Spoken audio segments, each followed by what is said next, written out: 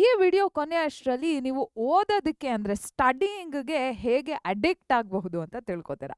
ಅಂದರೆ ನೀವು ಓದೋದನ್ನ ಏನು ಪಠ್ಯಪುಸ್ತಕನ ಓದೋದನ್ನ ಆಗಿರಲಿ ಅಥವಾ ನಿಮ್ಮ ಪದ್ಯಗಳು, ಗದ್ಯಗಳು ಅಥವಾ ವಿಷಯಗಳು ಓದೋದಾಗಿರಲಿ, ಇದನ್ನು ಹೇಗೆ ಒಂದು ಚಟ ಮಾಡ್ಕೋಬೋದು ಅಂತ ಈ ವಿಡಿಯೋಲಿ ನಾನು ಹೇಳ್ಕೊಡ್ತಿದ್ದೀನಿ, ಆಯಿತಾ. ಸೊ ವಿಡಿಯೋ ಟೈಟಲ್ ಏನು, ನಮ್ಮ ಇವತ್ತಿನ ಕ್ಲಾಸಿನ ಟೈಟಲ್ ಏನು, it is how to get addicted to studying, transform learning into your favourite habit. ಅಂದರೆ ಓದೋದನ್ನ, ಕಲಿಕೆ ಏನಿದೆ ಇದನ್ನು ನಿಮ್ಮ ಒಂದು ಪ್ರಿಯವಾದ ಒಂದು ಅಭ್ಯಾಸ ಮಾಡ್ಕೊಳ್ಳೋದು ಹೇಗೆ ಅಂತ ತಿಳಿಸ್ಕೊಡ್ತೀನಿ. ಸೊ ನಾನು ಯಾರು, ನನ್ನ ಹೆಸರು ಹರ್ಷಿತಾ ಎಸ್. ನಾನು ನಿಮ್ಮ ಪರೀಕ್ಷೆ ಚಾನಲಲ್ಲಿ ಬಯಾಲಜಿ ಹಾಗೂ ಕೆಮಿಸ್ಟ್ರಿಯ ಟೀಚರ್. ಓಕೆನಾ ಮಕ್ಕಳ? ಓಕೆ, ಸೊ ಏನಕ್ಕೆ ಓದೋದನ್ನ ಚಟ ಮಾಡ್ಕೋಬೇಕು? ಈಗ ಇವತ್ತು ಡೇಟ್ ಇವತ್ತು ಡೇಟ್ ಏನರಪ್ಪ, ಡಿಸೆಂಬರ್ 17ನೇ ತಾರೀಕು ಅಲ್ವಾ? ಡಿಸೆಂಬರ್ 17ನೇ ತಾರೀಕು ಅಂದರೆ ನಿಮ್ಮ ಬೋರ್ಡ್ ಎಕ್ಸಾಮಿಗೆ ಜನವರಿ, ಫೆಬ್ರವರಿ, March, only 3 months plus 1 day, 3 ತಿಂಗಳು ಪ್ಲಸ್ 1 ದಿನ ಮಾತ್ರ ಇದೆ. ಸೊ 3 ತಿಂಗಳಂದರೆ 90 ದಿನಗಳಲ್ಲಿ ನೀವು 100ಕ್ಕಿಂತ ಹೆಚ್ಚು ಚಾಪ್ಟರ್ಸ್ನ ಕವರ್ ಮಾಡಬೇಕು. ಸೊ ಓದೋದನ್ನ ಚಟ ಮಾಡ್ಕೊಳ್ಳೋದು ಒಂದು ಆಸೆ ಅಷ್ಟೇ ಅಲ್ಲ, ಒಂದು ಅನಿವಾರ್ಯತೆ ಆಗಬೇಕು. ಇಟ್ ಶುಡ್ ಸ್ಟಡಿಯಿಂಗ್ಗೆ ಅಡಿಕ್ಟ್ ಆಗೋದು should not just be a wish, it's not just a desire, it is suppose to become a necessity right now. So ಅದು ಹೇಗೆ ಮಾಡ್ಕೋಬಹುದು, ಹೇಗೆ ನೀವು ದಿನ ಬೆಳಗ್ಗೆ ಎದ್ದಿದ ತಕ್ಷಣ ಇದನ್ನು ನಾನು ಓದಬೇಕಪ್ಪ ಅಂತ ಆಸೆ ಹೇಗೆ ಹುಟ್ಟಿಸ್ಕೊಳ್ಳೋದು ಅಂತ ನಾನು ನಿಮಗೆ ಇವತ್ತು ಈ ವಿಡಿಯೋದಲ್ಲಿ ಹೇಳ್ಕೊಡ್ತೀನಿ. ಸೊ ಈ ವಿಡಿಯೋನ ಸ್ಟಾರ್ಟ್ ಮಾಡೋಣ. ಏನು ಮಾಡ್ತಿದ್ದೀವಿ, how do you get addicted to studying ಅಂತ ಅರ್ಥ ಮಾಡ್ಕೊಳ್ಳೋಕ್ಕೆ ವೈ ಡಸ್ ಅಡಿಕ್ಷನ್ ಹ್ಯಾಪನ್ ಅಂತ ಅರ್ಥ ಮಾಡ್ಕೋಬೇಕು. ಯಾಕೆ ಈ ಅಡಿಕ್ಷನ್ ಅಂದರೆ ನಮ್ಮ ಬಾಡಿಯಲ್ಲಿ ಏನಾಗುತ್ತೆ, ಹೇಗಾಗತ್ತೆ, ಅಡಿಕ್ಷನ್ನ ಹೇಗೆ ನೀವು ಹ್ಯಾಕ್ ಮಾಡ್ಬೋದು ಅಂತ ತಿಳ್ಕೊಬೋದು. ಹ್ಯಾಕ್ ಅಂದ್ರೇನು, ನೀವು ಒಂದು ಸಿಸ್ಟಮಲ್ಲಿ ಈ ರೀತಿ ಆಗ್ತಿದೆ ಅಂತ ಗೊತ್ತಾದ ಮೇಲೆ ಅದನ್ನು ನಮಗೋಸ್ಕರ ಅಡ್ವಾಂಟೇಜ್ ತೊಗೊಳ್ಳೋಂಗೆ ಹೇಗೆ ನೀವು ತಿರುಗಿಸ್ಬೋದು ಅಂತ ಅರ್ಥ ಮಾಡ್ಕೊಳ್ಳೋದನ್ನ ಹ್ಯಾಕಿಂಗ್ ಅಂತ ಕರೀತಾರೆ. ಇಲ್ಲ ಕೋಡನ್ನೆಲ್ಲ ಹ್ಯಾಕ್ ಮಾಡೋದು. ಕೋಡನ್ನು ಹ್ಯಾಕ್ ಮಾಡಬೇಕಂದ್ರೆ ಕೋಡ್ ಹೇಗಿದೆ ಅಂತ ನೀವು ಅರ್ಥ ಮಾಡ್ಕೋಬೇಕು ಫಸ್ಟು, ಅಲ್ವಾ ಮಕ್ಕಳ? ಸೊ ಒಂದು ನಮ್ಮ ಬಾಡಿಯಲ್ಲಿ ಹೇಗೆ ಅಡಿಕ್ಷನ್ ವರ್ಕ್ ಆಗುತ್ತೆ ಅಂತ ನೀವು ಫಸ್ಟ್ ತಿಳ್ಕೊಬೇಕು. So why does addiction happen? It is all about that accelerating dopamine rush. ತುಂಬ ದೊಡ್ಡ ವರ್ಡ್ ಅನ್ಸುತ್ತೆ. Let's not focus on anything else other than this one word here. What is it? It is dopamine. Okay, ನೀವು ಯಾವುದೇ ಈ ಥರ videos ಎಷ್ಟೊಂದಿದೆ ಯೂಟ್ಯೂಬ್ನಲ್ಲಿ, ಓದೋದಕ್ಕೆ ಹೇಗೆ ಅಡಿಕ್ಟ್ ಆಗ್ಬೋದು ಅಂತ ಯೂಟ್ಯೂಬಲ್ಲಿ ವಿಡಿಯೋಸ್ ಇದೆ. ಆ ವಿಡಿಯೋಸಲ್ಲೂ ಸ್ಟ್ರೆಸ್ ಮಾಡಿ ಹೇಳ್ತಾರೆ, ಡೋಪಮೀನ್ ಕೆಮಿಕಲ್ ಬಗ್ಗೆ ತುಂಬ ಮಾತಾಡ್ತಾರೆ. ವಾಟ್ ಈಸ್ ದಿಸ್ ಡೋಪಮೀನ್ ಮಕ್ಕಳ? ಡೋಪಮೀನ್, ಸೆರೋಟೋನಿನ್ ಇವೆಲ್ಲ ಯಾವ ರೀತಿಯ ಕೆಮಿಕಲ್ಸ್ ಅಂದರೆ ಬಾಡಿನ ಕಾಮ್ ಆಗಿಡೋಕ್ಕೆ, ಬಾಡಿನ ಹ್ಯಾಪಿಯಾಗಿಡೋಕ್ಕೆ, ಜಾಯ್ಫುಲ್ ಆಗಿಡೋಕ್ಕೆ ಕೆಲಸ ಮಾಡುವಂಥ ಕೆಮಿಕಲ್ಸ್ ಆಗಿರುತ್ತೆ, ಆಯಿತಾ. ಸೊ ನಮ್ಮ ಬಾಡಿಯಲ್ಲಿ ನಾವು ಯಾವುದೇ ಖುಷಿಯಾದ ಒಂದು ಕೆಲಸ, ಯಾವುದೇ ಒಂದು ಕೆಲಸ ನಮ್ಗೆ ಇಷ್ಟ ಆಗಿರುವಂಥ ಕೆಲಸ ಮಾಡ್ಲಿಕ್ಕೆ ಹೋಗಬೇಕಾದ್ರೆ ನಮ್ಮ ಬಾಡಿಯಲ್ಲಿ ತುಂಬ ಡೋಪಮೀನ್ ರಿಲೀಸ್ ಆಗುತ್ತೆ, ಆಯಿತಾ. ಡೋಪಮೀನ್ ಒಂದು ರಾಸಾಯನಿಕವಾಗಿರುತ್ತೆ. ಈಗ ಎಷ್ಟೊಂದು ಜನಕ್ಕೆ ಸ್ಕೂಲಲ್ಲಿ ಟ್ರಿಪ್ಸಿಗೆಲ್ಲ ಹೋಗ್ತಿರ್ತೀರ. ಸೊ ಆ ಟ್ರಿಪ್ ನಡೆಯುವಂಥ ಹಿಂದಿನ ರಾತ್ರಿ ಇಲ್ವಾ, ನಾವು ಕಬರ್ಡಿಂದ ಬಟ್ಟೆ ಎಲ್ಲ ತೊಗೊಂಡು ಬಂದು ಬಟ್ಟೆ ಎಲ್ಲ ಜೋಡಿಸ್ಕೊಂಡು, ನಾನು ಈ ಸ್ನ್ಯಾಕ್ಸ್ ತೊಗೊಂಡು ಹೋಗ್ತೀನಿ ಮಮ್ಮಿ, ಆ ಸ್ನ್ಯಾಕ್ಸ್ ಪ್ಯಾಕ್ ಮಾಡಿಬಿಡಿ ನನಗೆ, ಇದೆಲ್ಲ ಹೇಳಬೇಕಾದ್ರೆ ಬಾಡಿಯಲ್ಲಿ ಆ ಫೀಲಿಂಗ್, ಮಸ್ತ್ ಒಂದು ಫೀಲಿಂಗ್ ಬರುತ್ತಲ್ಲ ಮಕ್ಕಳ, ಅದೆಲ್ಲ ಬಿಕಾಸ್ ಆಫ್ ದಿಸ್ ಡೋಪಮೀನ್ ಕೆಮಿಕಲ್, ಆಯಿತಾ. ಈ ಡೋಪಮೀನ್ ಅನ್ನೋ ರಾಸಾಯನಿಕದಿಂದ ನಮ್ಮ ದೇಹದಲ್ಲಿ ಆ ರೀತಿಯ ಫೀಲಿಂಗ್ಸ್ ಬರ್ತಿರತ್ತೆ, ಆ ರೀತಿಯ ಇಮೋಷನ್ಸ್ ಬರ್ತಿರತ್ತೆ. ಸೊ ಡೋಪಮೀನ್ ಯಾವಾಗ ರಿಲೀಸ್ ಆಗುತ್ತೆ ನಮ್ಮ ಬಾಡಿಯಲ್ಲಿ ಅಂದರೆ, ನೀವು ರೀಲ್ಸ್ ಎಲ್ಲ ಸ್ಕ್ರೋಲ್ ಮಾಡ್ತಿರ್ತೀರಲ್ವಾ, ಆಗ ಕೂಡ ಡೋಪಮೀನ್ ರಿಲೀಸ್ ಆಗುತ್ತೆ. ಅಥವಾ ನಾ ಹೇಳ್ದಂಗೆ ಟ್ರಿಪ್ಸಿಗೆ ಹೋಗ್ಬೇಕಾದ್ರೆ ಡೋಪಮೀನ್ ರಿಲೀಸ್ ಆಗುತ್ತೆ. ಅಥವಾ ಎಷ್ಟೊಂದು ಜನ ಪೆಟ್ ಲವರ್ಸ್ ಇರ್ತಾರೆ, ಪ್ರಾಣಿಗಳಂದರೆ ಇಷ್ಟ ಇರುತ್ತೆ ಅಲ್ವಾ. ಸೊ ಅಂಥವರು ಪೆಟ್ಸ್ನೆಲ್ಲ ಮುಟ್ಟಬೇಕಾದ್ರೆ, ಡಾಗಿಗಳನ್ನ ಕ್ಯೂಟಾಗಿ ಮುದ್ದೆಲ್ಲ ಮಾಡಬೇಕಾದ್ರೆ ಬಾಡಿಯಲ್ಲಿ ಡೋಪಮೀನ್ ರಿಲೀಸ್ ಆಗುತ್ತೆ. ಸೊ ಈ ಡೋಪಮೀನ್ ರಿಲೀಸ್ ಆದಾಗ ನಮ್ಮ ಬಾಡಿಗೆ ಅರ್ಥ ಆಗುತ್ತೆ, ಓಕೆ ಇದನ್ನು ನಾನು ಜಾಸ್ತಿ ಮಾಡಬೇಕು, ಈಗ ಮಾಡಿದ್ನಲ್ವಾ ಇದರಿಂದ ನನಗೆ ಡೋಪಮೀನ್ ಬಿಡುಗಡೆ ಆಯಿತು, ಇದನ್ನು ಇನ್ನೂ ಮಾಡಬೇಕು, ಮತ್ತೆ ಮಾಡ್ತೀನಿ ನಾನು ಅಂತ ಬಾಡಿ ಡಿಸೈಡ್ ಮಾಡಿಕೊಂಡಾಗ ಅಡಿಕ್ಷನ್ ಉಂಟಾಗತ್ತೆ. ಅಡಿಕ್ಷನ್ ಕೆಟ್ಟದಲ್ಲ, ಕೆಟ್ಟ ವಸ್ತುಗಳ ಕಡೆಗೆ, ಕೆಟ್ಟ ಸಂದರ್ಭಗಳ ಕಡೆಗೆ ಡೋಪಮೀನ್ ತುಂಬ ರಿಲೀಸ್ ಆಗಿ ನಾವು ಚಟ ಮಾಡಿಕೊಂಡ್ರೆ ಅದನ್ನು ಕೆಟ್ಟ ಅಡಿಕ್ಷನ್ ಅಂತ ನಾವು ಕರಿಬಹುದು, ಆಯಿತಾ. Addiction is a good thing. ಒಳ್ಳೆಯ ಕಾರ್ಯಗಳಿಗೆ, ಒಳ್ಳೆಯ ವಸ್ತುಗಳಿಗೆ, ಒಳ್ಳೆಯ ಸಂದರ್ಭಗಳಿಗೆ ನಾವು ಚಟನ ಬೆಳೆಸ್ಕೊಂಡ್ರೆ ಅದು ಒಳ್ಳೆಯದು. ಕೆಟ್ಟದ ವಸ್ತುಗಳು, ಈಗ ಎಷ್ಟೊಂದು ಜನಕ್ಕೆ ಗ್ಯಾಮ್ಲಿಂಗ್ ಅಡಿಕ್ಷನ್ ಇರುತ್ತೆ, ಟಿ ವಿ ಅಡಿಕ್ಷನ್ ಇರುತ್ತೆ, ಸೋಷಿಯಲ್ ಮೀಡಿಯಾ ಅಡಿಕ್ಷನ್ ಇರುತ್ತೆ. ಸೊ ಈ ರೀತಿ ಬಾಡಿಗೆ ಹಾನಿ ಉಂಟು ಮಾಡುವಂಥ ವಸ್ತುಗಳಿಗೆ ಅಡಿಕ್ಷನ್ ಬೆಳೆಸ್ಕೊಂಡ್ರೆ ದಟ್ ಈಸ್ ರಾಂಗ್. ಬಟ್ ನೀವು ಸ್ಟಡಿಗೆ ಅಡಿಕ್ಷನ್ ಬೆಳೆಸ್ಕೋಬೇಕು. So how are you going to do that? So dopamine ಇದೆಲ್ಲ ಏನು, ಎಸ್, ಇಲ್ಲಿ ಫೋಕಸ್ ಮಾಡಿ. So your brain loves what comes next. ಇಲ್ಲಿ ನಾನು ನೆಕ್ಸ್ಟ್ ಸ್ಲೈಡಲ್ಲಿ ರೀಲ್ ಸ್ಕ್ರೋಲಿಂಗ್ ಬಗ್ಗೆ ಮಾತಾಡ್ತಿದ್ದೀನಿ. ಓಕೆ, ರೀಲ್ ಸ್ಕ್ರೋಲಿಂಗ್ನ ಅರ್ಥ ಮಾಡಿಕೊಂಡ್ರೆ ನೀವು ಸ್ಟಡಿಗೆ ಏನು ಮಾಡಬೇಕು ಅನ್ನೋದು ಅರ್ಥ ಆಗುತ್ತೆ.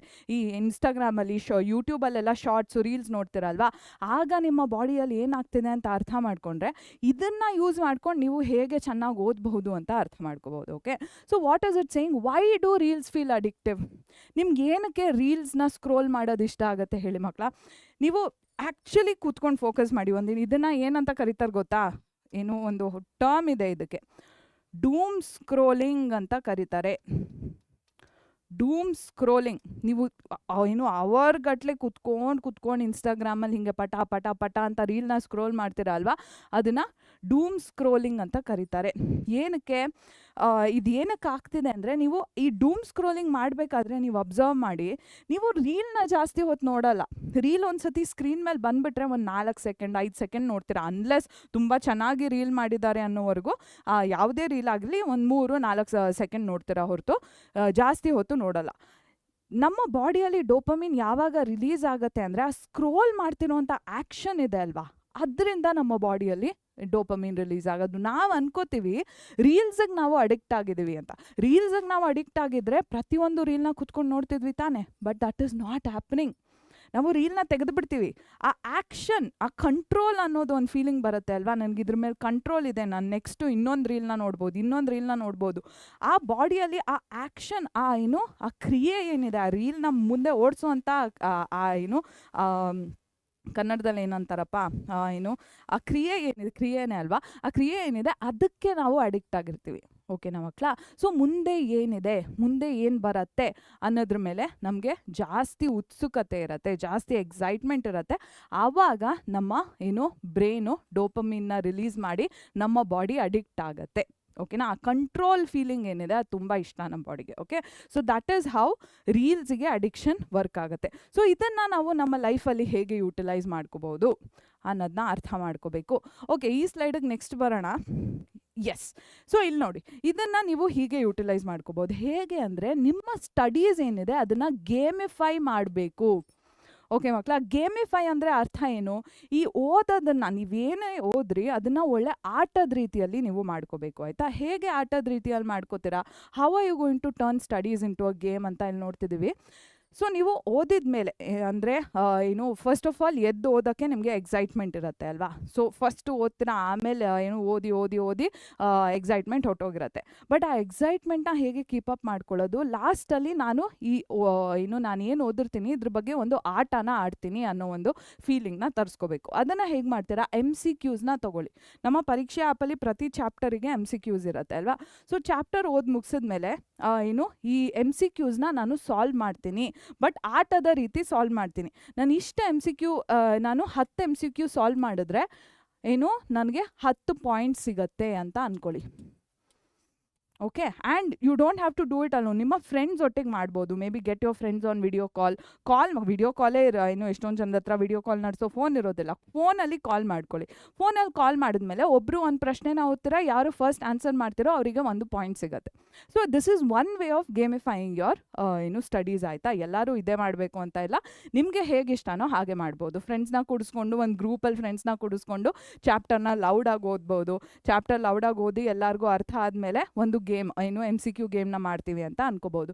ಸೊ ಯೂಸ್ ದ MCQs, PYQsನ ಯೂಟಿಲೈಸ್ ಮಾಡ್ಕೊಳ್ಳಿ, MCQsನ ಯೂಟಿಲೈಸ್ ಮಾಡ್ಕೊಳ್ಳಿ, ಆ್ಯಂಡ್ ಗೇಮ್ ಆಗಿ ಟರ್ನ್ ಮಾಡಿ. ಆಯಿತಾ? ಸೊ ನಿಮ್ಮ ಗೋಲ್ ಏನು? You have to beat yesterday score.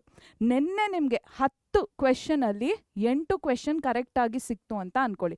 Next ದಿನದ ಗೋಲ್ ಏನು? ಅಟ್ಲೀಸ್ಟ್ ಒಂದು 8.5 ಬರಲ್ಲ MCQ ಆದರೆ, ಅಟ್ಲೀಸ್ಟ್ 9 ಮಾರ್ಕ್ಸ್ ಬರಬೇಕು. ಆ್ಯಂಡ್ 8 ಸಿಗಲಿಲ್ಲ ಅಂದರೆ ಪರವಾಗಿಲ್ಲ ಮಕ್ಕಳ, 10ರಲ್ಲಿ ಬರೀ 4 ಸಿಕ್ತು ಅಂತ ಅಂದ್ಕೊಳ್ಳಿ. ಇವತ್ತು ನೀವು 10 ಅಂಕದಲ್ಲಿ 4 ಅಂಕ ಮಾತ್ರ ಸಿಕ್ತು ಅಂತ ಅಂದ್ಕೊಳ್ಳಿ. ನಾಳೆ ನೀವು 5 ಅಂಕಗಳಿಗೆ ಏಮ್ ಮಾಡಬೇಕು. ಆಯಿತಾ? ನೆನ್ನೆಯ ಅಂಕನ ಬೀಟ್ ಮಾಡಿ ಇವತ್ತಿನ ಮಾರ್ಕ್ಸು ಬೆಟರ್ ಆಗಿರಬೇಕು ಅಷ್ಟೇ ಫೋಕಸ್ ಮಾಡಬೇಕು ನೀವು. ಓಕೆ, ಡೈಲಿ ಇಂಪ್ರೂವ್ ಆಗೋಕ್ಕೆ ಫೋಕಸ್ ಮಾಡಬೇಕು ಅಷ್ಟೇ. Track streaks not arts. ಈಗ ನನಗೆ ಇಲ್ಲಿ ನೋಡಿ, ನಾನು ವಾರದಲ್ಲಿ 6 ದಿನ ಈ ಗೇಮ್ನ ಆಡ್ತೀನಿ. Monday, Tuesday, Wednesday, Thursday, Friday ಈ ಗೇಮ್ನ ಆಡ್ತೀನಿ. Friday, Saturday. ಸೊ ನಾನು ಮಂಡೇ 4 ಮಾರ್ಕ್ಸ್ ಬಂತು, ಟ್ಯೂಸ್ಡೇ 4 ಮಾರ್ಕ್ಸ್ ಬಂತು, ವೆನ್ಸ್ಡೇ 5 ಮಾರ್ಕ್ಸ್ ಬಂತು, ಥರ್ಸ್ಡೇ 6 ಮಾರ್ಕ್ಸ್ ಬಂತು ಅಂತ ಅಂದ್ಕೊಳ್ಳಿ. ಸೊ ಈ ಎಷ್ಟು ಮಾರ್ಕ್ಸ್ ಬಂತು ಅದನ್ನು ಟ್ರ್ಯಾಕ್ ಮಾಡಬೇಕು.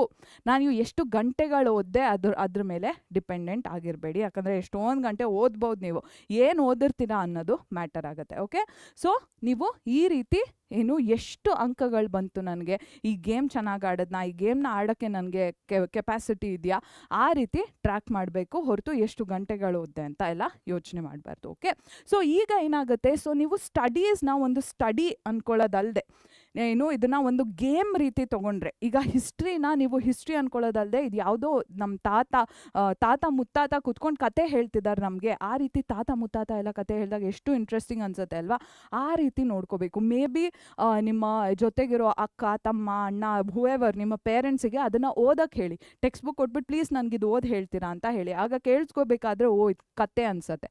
ಸೊ ಆಗ ಓದೋಕ್ಕೆ ಇನ್ನೊಂದು ಸ್ವಲ್ಪ ಎಕ್ಸೈಟ್ಮೆಂಟ್ ಬಿಲ್ಡ್ ಆಗುತ್ತೆ. ಓಕೆನಾ ಮಕ್ಕಳ? ಸೊ ಆ ರೀತಿ ಮಾಡ್ಕೋಬೋದು. ನೆಕ್ಸ್ಟ್ ಇನ್ನೊಂದೇನು, ದಿಸ್ ಈಸ್ ವೆರಿ ಇಂಪಾರ್ಟೆಂಟ್ ಆಯಿತಾ ಮಕ್ಕಳ, this is very important. Emotion creates addiction. Okay, so ನೀವು ಆ ರೀಲ್ನ ನೋಡಬೇಕಾದ್ರೆ ಯಾವುದೋ ಒಂದು ಡಾಗಿ ಬಂತು, ರೀಲಲ್ಲಿ ಯಾವುದೋ ಒಂದು ಡಾಗಿ ರೆಸ್ಕ್ಯೂ ಆಗ್ತಿದೆ ಆ ಫೀಲಿಂಗ್ ಬಂತು, ಅಥವಾ ಯಾರೋ ಹೊಸದಾಗಿ ಕಾರ್ ತೊಗೋತಿದ್ದಾರೆ, ಆ ರೀತಿ ರೀಲೆಲ್ಲ ನೋಡಿದಾಗ ನಮಗೇನೋ ಒಂದು ಇಮೋಷನ್ ಬರುತ್ತೆ, ನಮ್ಮ ದೇಹದಲ್ಲಿ ಯಾವುದೋ ಒಂದು ಫೀಲಿಂಗ್ ಬರುತ್ತೆ. ಸೊ ಆ ಫೀಲಿಂಗ್ನ ನಾವು ಚೇಸ್ ಮಾಡ್ತೀವಿ ಜಾಸ್ತಿ. ನೆಕ್ಸ್ಟ್ ರೀಲ್ ಕೂಡ ಇದೇ ಥರ ಇರ್ಬೋದೇನೋ, ಅದ್ರ ಮುಂದೆ ರೀಲ್ ಕೂಡ ಇದೇ ಥರ ಇರ್ಬೋದೇನೋ. ಸೊ ಆ ಫೀಲಿಂಗ್ ಏನಿದೆ ಅದು ಅಡಿಕ್ಷನ್ನ ಕ್ರಿಯೇಟ್ ಮಾಡುತ್ತೆ. ಸೊ ಇಲ್ಲಿ ಇಂಪಾರ್ಟೆಂಟ್ ಏನು ಅಂದರೆ ಮಕ್ಕಳ, ನೀವು ವ್ಯಾಲ್ಯೂನ ಸೆಟ್ ಮಾಡಬೇಕು ಆಯಿತಾ.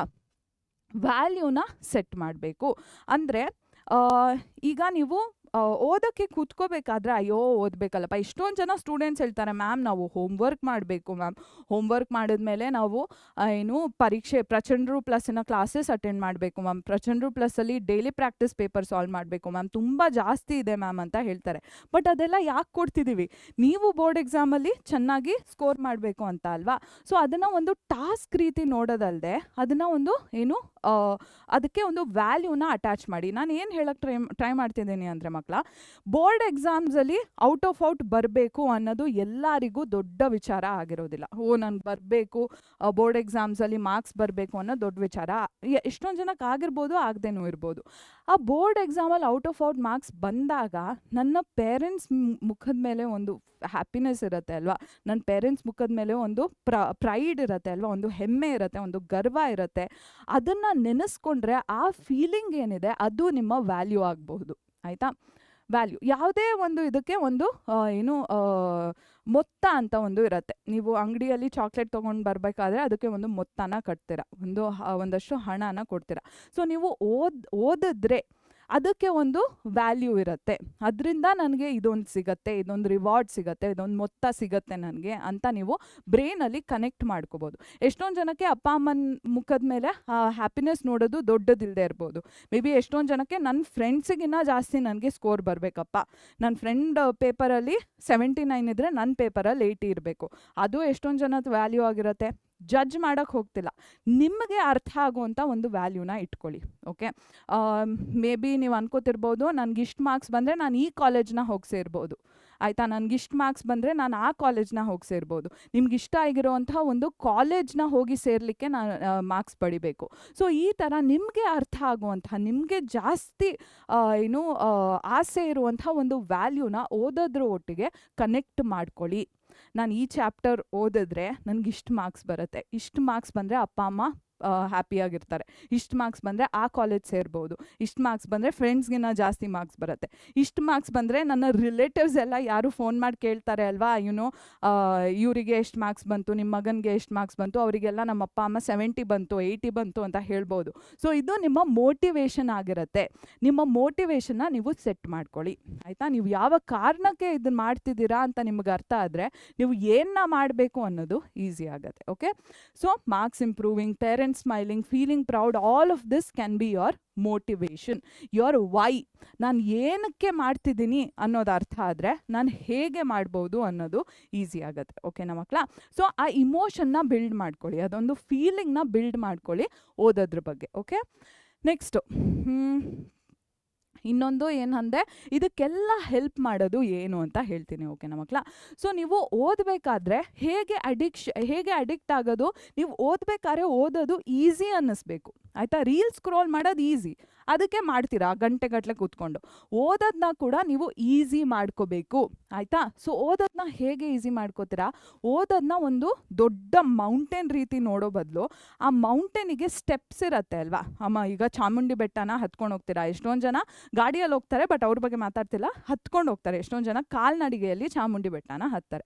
ಸೊ ಆ ದೊಡ್ಡ ಬೆಟ್ಟನ ಅಯ್ಯೋ ಎಷ್ಟು ದೊಡ್ಡದಿದೆಯಪ್ಪ ಅಂತ ಯೋಚನೆ ಮಾಡೋ ಬದಲು ಒಂದೊಂದೇ ಮೆಟ್ಲು ಬಗ್ಗೆ ಯೋಚನೆ ಮಾಡ್ಕೊಂಡು ಹೋಗಿ. ಈ ಮೆಟ್ಲು ಹತ್ತದ್ನ ಮುಂದಿನ ಮೆಟ್ಲು ಹತ್ಬೇಕು, ಈ ಮೆಟ್ಲು ಹತ್ತದ್ನ ಮುಂದಿನ ಮೆಟ್ಲು ಹತ್ಕೋಬೇಕು. ಸೊ ಈ ಪ್ರತಿಯೊಂದು ಮೆಟ್ಲು ಆಗ ಪ್ರತಿಯೊಂದು ಗುರಿ ಆಗ್ತಾ ಹೋಗುತ್ತೆ. ಬೆಟ್ಟ ಹತ್ತೋದು ಒಂದು ದೊಡ್ಡ ಗುರಿ ಆದರೆ ಮುಂದಿನ ಮೆಟ್ಲು ಹತ್ತೋದು ಒಂದು ಚಿಕ್ಕ ಗುರಿ ಆಗುತ್ತೆ. ಈ ರೀತಿ 1000 ಗುರಿಗಳನ್ನ ತಲುಪಿದ ಮೇಲೆ ಬೆಟ್ಟನ ಹತ್ಬಿಟ್ಟಿರ್ತೀರ ನೀವು. ಓಕೆ, ಸೊ ಇದನ್ನ ಗೋಲ್ ಸೆಟ್ಟಿಂಗ್ ಅಂತ ಕರಿತೀವಿ, ಆಯಿತಾ? ಗೋಲ್ಸ್ನ ಒಂದು ದೊಡ್ಡ ಬಿಗ್ ಗೋಲ್ ಅಂತ ಅನ್ಕೊಳ್ಳೋ ಬದಲು ನೀವು ಚಿಕ್ಕ ಚಿಕ್ಕ ಗೋಲ್ ಆಗಿ ಡಿವೈಡ್ ಮಾಡ್ಕೋಬೇಕು. ಸೊ ಇದನ್ನ ಸ್ಮಾರ್ಟ್ ಗೋಲ್ಸ್ ಅಂತ ಕರೀತಾರೆ. ಸ್ಮಾರ್ಟ್ ಗೋಲ್ಸ್ನ ಹೇಗೆ ಸೆಟ್ ಮಾಡೋದು? ಈಗ ಏನು ಬೋರ್ಡಲ್ಲಿ ಇರುವಂತಹ ಪ್ರತಿಯೊಂದು ಬೋರ್ಡ್ ಎಕ್ಸಾಮ್ಸ್ಗೆ ಬೇಕಾಗಿರುವಂಥ ಪ್ರತಿಯೊಂದು ಚಾಪ್ಟರ್ನ ಮುಗಿಸ್ಬೇಕು ನಾನು ಅನ್ನೋದು ಒಂದು ದೊಡ್ಡ ಗೋಲ್ ಆದರೆ, ಅದರಲ್ಲಿ ಏನು ಮ್ಯಾಥಮೆಟಿಕ್ಸ್ದು ಇಷ್ಟು ಚಾಪ್ಟರ್ಸ್ ಮುಗಿಸ್ಬೇಕು, ಮ್ಯಾಥಮೆಟಿಕ್ಸಲ್ಲಿ ಈ ಚಾಪ್ಟರಲ್ಲಿ ಮೇ ಬಿ ಟ್ರಿಗ್ನೋಮೆಟ್ರಿಯಲ್ಲಿ ಇಷ್ಟು ಎಕ್ಸಸೈಸಸ್ನ ಮುಗಿಸ್ಬೇಕು, ಈ ಎಕ್ಸಸೈಸ್ನ ನಾನು ಇವತ್ತು ಮುಗಿಸ್ತೀನಿ, ಮಿಕ್ಕಿರೋ ಎಕ್ಸಸೈಸ್ನ ನಾಳೆ ಮುಗಿಸ್ತೀನಿ, ಆಗ ಒಂದು ಚಾಪ್ಟರ್ ಮುಗೀತು. ಇದೇ ರೀತಿ ಇನ್ನೊಂದು ಚಾಪ್ಟರ್ನ ನೆಕ್ಸ್ಟ್ 2 ಡೇಸಲ್ಲಿ ಮಾಡ್ತೀನಿ. ಸೊ ಈ ರೀತಿ ಗೋಲ್ಸ್ನ ಹೇಗೆ ಸೆಟ್ ಮಾಡ್ಕೋಬಹುದು ಅಂತ ನಾನು ಇನ್ನೊಂದು ವಿಡಿಯೋ ಅಲ್ಲಿ ಹೇಳಿದ್ದೀನಿ. ಆ ವಿಡಿಯೋ ಲಿಂಕ್ನ ನಿಮಗೆ ಡಿಸ್ಕ್ರಿಪ್ಷನ್ ಬಾಕ್ಸಲ್ಲಿ ಹಾಕ್ತೀನಿ, ಆಯಿತಾ? ಸೊ ಸ್ಮಾರ್ಟ್ ಗೋಲ್ಸ್ನ ಹೇಗೆ ಸೆಟ್ ಮಾಡೋದು ಅಂತ ಹೇಳಿದ್ದೀನಿ. ಅದು ಆ್ಯಕ್ಚುಲಿ ನೀವು ಬೆಳಗ್ಗೆ ಬೇಗ ಹೇಗೆ ಎದ್ದೊಳ್ಬೇಕು ಅನ್ನೋದನ್ನ ಎಕ್ಸ್ಪ್ಲೇನ್ ಮಾಡಿದ್ದೀನಿ, ಬಟ್ ಅದೇ ವಿಡಿಯೋ ಅಲ್ಲಿ ನೀವು ಸ್ಮಾರ್ಟ್ ಗೋಲ್ಸ್ ಬಗ್ಗೆ ತಿಳ್ಕೊಬೋದು. ನೆಕ್ಸ್ಟು ಓದಬೇಕಾದ್ರೆ ಪೊಮೊಡೋರೋ ಟೆಕ್ನಿಕ್ನ ಯುಟಿಲೈಸ್ ಮಾಡ್ಕೊಳ್ಳಿ. It is very very important. ಓಕೆನಾ? ಸೊ 25 ಮಿನಿಟ್ಸ್ ಓದ್ತೀರಾ, 25 ಮಿನಿಟ್ಸ್ ಸ್ಟಡಿ ಮಾಡ್ತೀರಾ, 5 to 10 ಮಿನಿಟ್ಸ್ ಬ್ರೇಕ್ ತೊಗೋತೀರಾ, ಆಯಿತಾ? 25 ನಿಮಿಷಗಳು ಅಧ್ಯಯನ ಮಾಡಿದ್ಮೇಲೆ 5ರಿಂದ 10 ನಿಮಿಷಗಳು ನೀವು ವಿರಾಮನ ತಗೋಬೇಕು. ಓಕೆನಾ ಮಕ್ಕಳ? ಸೊ ಈ ವಿರಾಮದಲ್ಲಿ ನೀವು ಮತ್ತೆ ಫೋನ್ ಸ್ಕ್ರೋಲಿಂಗು, ಇನ್ನೊಂದು ಚಾಪ್ಟರ್ ಓದ್ತೀನಿ ಅದೆಲ್ಲ ಮಾಡಬಾರ್ದು. ಆ್ಯಕ್ಚುಲಿ ರೆಸ್ಟ್ ಮಾಡಬೇಕು, ಮೆಡಿಟೇಟ್ ಮಾಡಬೇಕು, ಮೇ ಬಿ ವಾಕಿಂಗಿಗೆ ಹೋಗ್ಬೋದು, ಅಥವಾ ಯಾವುದೇ ರೀತಿ ಎಕ್ಸಸೈಸ್ ಮಾಡ್ಬೋದು, ಯೋಗ ಮಾಡ್ಬೋದು. ಆ ರೀತಿ ಬ್ರೇಕ್ ತೊಗೋಬೇಕು 25 ಮಿನಿಟ್ಸ್ ಓದಿದ್ಮೇಲೆ. ಬಿಕಾಸ್ ನಿಮ್ಮ ಬ್ರೈನಿಗೆ ಬರೀ 25 ಮಿನಿಟ್ಸ್ ಸರಿಯಾಗಿ ಕರೆಕ್ಟಾಗಿ ಓದುವಂಥ ಅಬಿಲಿಟಿ ಇದೆ. ಓಕೆ, ಸೊ ಪೊಮೊಡೋರೋ ಟೆಕ್ನಿಕ್ನ ಯೂಸ್ ಮಾಡ್ಕೊಂಡು ಓದಿದಾಗ ಓದೋದು ತುಂಬ ಹೆವಿ ಅನ್ಸಲ್ಲ, ನಿಮಗೆ ಈಸಿ ಅನ್ಸುತ್ತೆ. ಆ್ಯಂಡ್ ಈಸಿ ಅನ್ನಿಸ್ದಾಗ ಜಾಸ್ತಿ ಮಾಡಬೇಕು ಅನ್ನೋ ಮೋಟಿವೇಶನ್ ಜಾಸ್ತಿ ಇರುತ್ತೆ. ಸೊ ರಿವಾರ್ಡ್ ಕಂಪ್ಲೀಷನ್ ಏನಿದು? ಸೊ ಪೊಮೊಡೋರೋ ಟೆಕ್ನಿಕ್ದು one of the biggest advantage ಏನಂದರೆ 5 to 10 ಮಿನಿಟ್ಸ್ ಬ್ರೇಕ್ ಇರುತ್ತೆ ಅಲ್ವಾ, ಆ ರಿಲ್ಯಾಕ್ಸ್ ಮಾಡಬೇಕಾದ್ರೆ ನಿಮಗೆ ಇಷ್ಟ ಆಗಿರೋಂಥ ಏನೋ ಒಂದು ಆ್ಯಕ್ಟಿವಿಟಿ ಮಾಡಿಬಿಡಿ, ಆಯಿತಾ? ಸೊ ನಾನು 25 ನಿಮಿಷ ಸರಿಯಾಗಿ ಡೆಡಿಕೇಟೆಡ್ ಆಗಿ ಓದಿದ್ರೆ 5 to 10 ಮಿನಿಟ್ಸಲ್ಲಿ ನಾನು ಒಂದು ಟಾಫಿನ ತಿಂತೀನಿ ಅಂತ ಅನ್ಕೋಬಹುದು.